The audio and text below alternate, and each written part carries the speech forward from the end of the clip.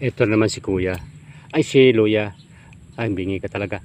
Ito si Luya, ano, gusto ko lang ipapakita kasi ang liliit ng nanay nila.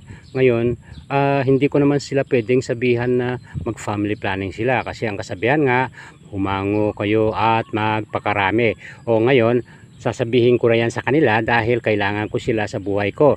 Ngayon, hindi katulad ng tao. Kapag dami ng anak, sabihan mo, oy, pigil-pigilan nyo yung sarili niyo. Isipin nyo naman, wala kayong papakain sa pamilya nyo. Iyon ang isang pagkakaiba ng tao at luya. Ngayon, ang gagawin natin, isa, unang-una, magpakarami kayo. At saka, ito, tingnan mo naman si nanay. Sus, nanay. Sige, hindi na baling marami ang anak mo. Yan ang gusto ko.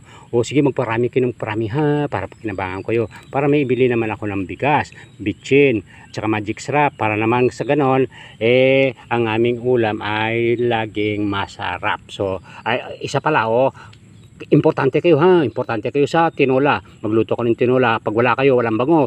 Sige na, marami pa yan dapat. Pero uubos na tayong oras. Thank you na, bye-bye na, bye-bye. Bye-bye, bye-bye. Kaway, kaway. Na, bye-bye na, bye-bye na.